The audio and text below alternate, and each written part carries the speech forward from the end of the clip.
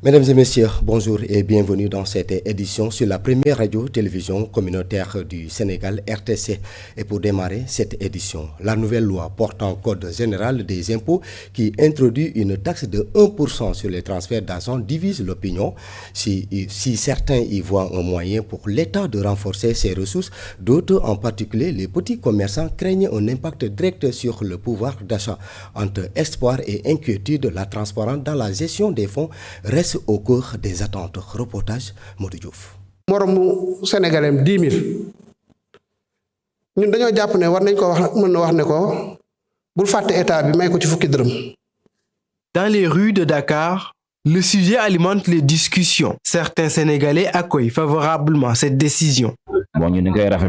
J'apprécie beaucoup cette décision. Bien vrai que ce sera très difficile, mais je pense que si nous voulons développer notre pays, nous devons y contribuer.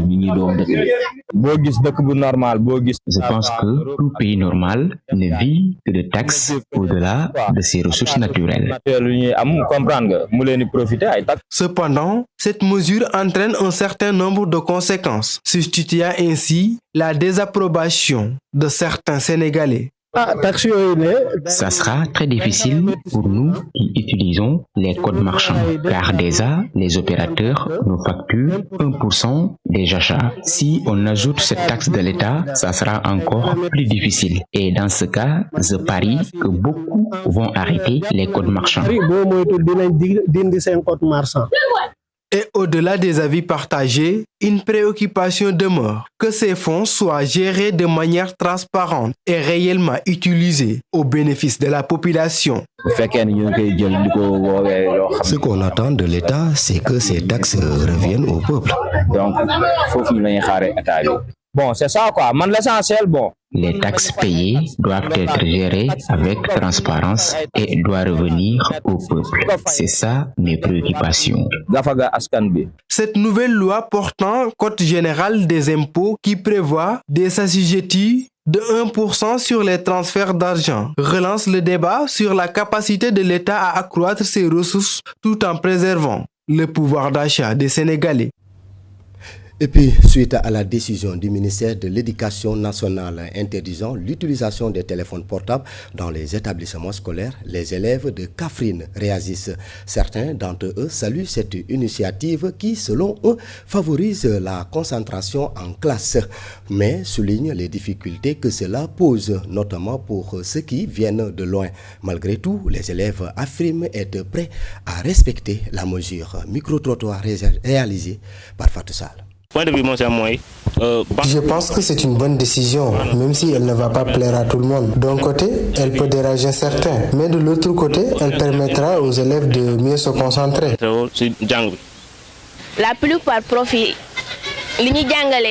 La plupart des professeurs enseignent à travers leurs explications.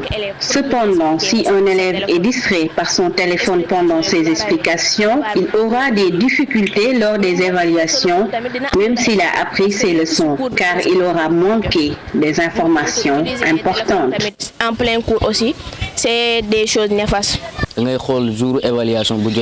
Pendant les évaluations, certains élèves ne font même pas l'effort de réfléchir par eux-mêmes, ce qui nuit à leur apprentissage. Cependant, je pense que cette décision aurait pu être appliquée de manière plus souple, car certains élèves habitent loin de leur établissement. Pour venir à l'école, ils doivent trouver un moyen de transport. Donc, si ces élèves rencontrent des difficultés en cours de route, ils n'auront pas la possibilité de contacter leurs parents ou leurs tuteurs.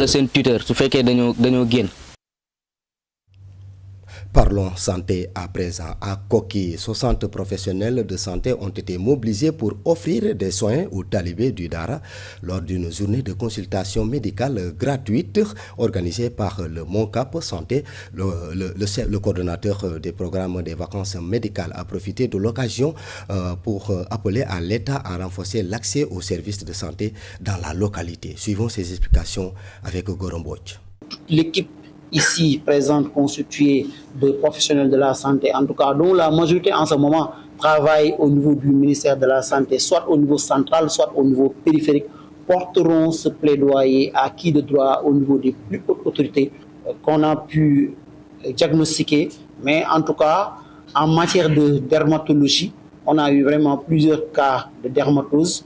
On a eu également d'autres spécialistes qui étaient présents, tels que la chirurgie dentaire, et on a eu vraiment des cas de caries, d'extraction dentaire. Il y a également des médecins généralistes qui continuent le travail, et d'ici peut-être la fin de la journée, on pourrait peut-être vous revenir, en tout cas avec des statistiques beaucoup plus fournies. Santé, toujours, l'hivernage est une période de vaste grâce pour le bétail, mais aussi de pathologie au Fouladou. Plusieurs éleveurs s'adonnent actuellement aux vétérinaires privés pour lutter contre ces phénomènes. Dr Malambadji, un ancien au service à Kolda, nous explique la problématique des pathologies les plus fréquentes, c'est les petits ruminants et le gros bétail. Au micro de Abdou Diao. L'hivernage, il y a plusieurs pathologies qu'on observe, mais c'est surtout des pathologies parasitaires et aussi des pathologies secondaires qui sont liées à ces pathologies parasitaires, c'est-à-dire les anémies, surtout sur les sujets les plus jeunes qui commencent à passer l'hivernage, assurent l'hivernage ici. Moi, ce qu'on conseille aux éleveurs, c'est le déparasage régulièrement, au minimum 3 fois pendant l'hivernage. En début d'hivernage, au milieu d'hivernage et en fin d'hivernage. Maintenant, comme vous voyez, il y a aussi les plaies que vous venez juste de filmer et qui s'accompagnent souvent d'asticots. C'est-à-dire c'est des mouches qui pondent des larves au niveau de ces plaies. Et c'est des mouches qui causent beaucoup de dégâts. Le traitement de ces plaies peut durer des fois 1 mois. Parce que la mouche ne fait que manger la chair de l'animal au niveau de la partie où elle s'est installée. C'est ça. Évidemment, chez les humains, ça se passe. Chez nous aussi, les vétos, ça se passe. Ouais. Mais il y a le service public quand même qui prend des initiatives très souvent pour essayer de lutter contre ces fléaux de vente illicite de médicaments dans les marchés hebdomadaires, dans certains vendeurs aussi de poulets ou de poussins surtout.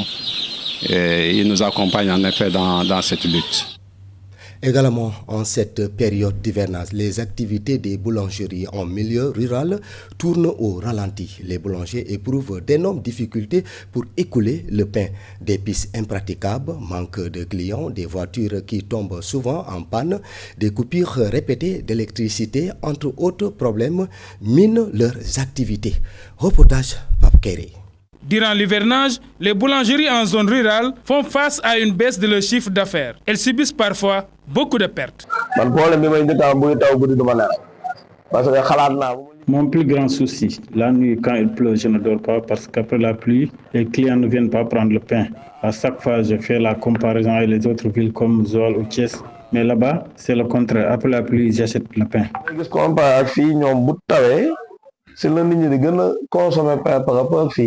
Après de fortes pluies, les pistes sont souvent très inondées, ce qui fait qu'il est souvent très difficile de livrer le pain dans certains villages. Hier même, après avoir fini le travail, j'ai eu du mal à le livrer. Presque près de 200 kilos sont restés ici. Ce sont les risques du métier que nous nous remettons au bon Dieu. Et parfois, cette situation entraîne beaucoup de pannes des voitures de livraison. Les pannes les plus fréquentes de nos voitures sont les croix de moteur qui se coupent. Dès qu'ils se détachent, les roulements se cassent. C'est peut-être dû à la particularité de l'eau de pluie.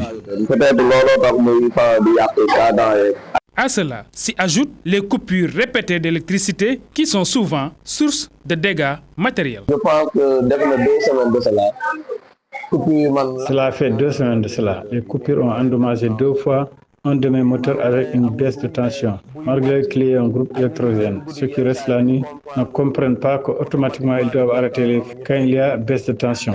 Le fait d'allumer et d'arrêter les fours nous cause beaucoup de problèmes. J'ai 2 frigos, mais avec les coupures, je manque parfois de glace. En un moment donné, je me rends à Joal pour acheter de la glace. Malgré ces conditions de travail très difficiles pendant l'hivernage, les boulangeries continuent de tenir le bon bout afin de satisfaire les clients. Pape Kairé, c'est d'ailleurs ce reportage qui met fin à cette édition sur la première radio-télévision communautaire RTC. Tout à l'heure, vous aurez rendez-vous avec votre matinale communautaire, surtout mes parents sérères qui vont suivre le matinal communautaire en compagnie de Anna et Modou Diouf. L'information continue sur iracsénégal.sn. Merci de nous avoir suivis. Bonne suite de programme et excellente journée.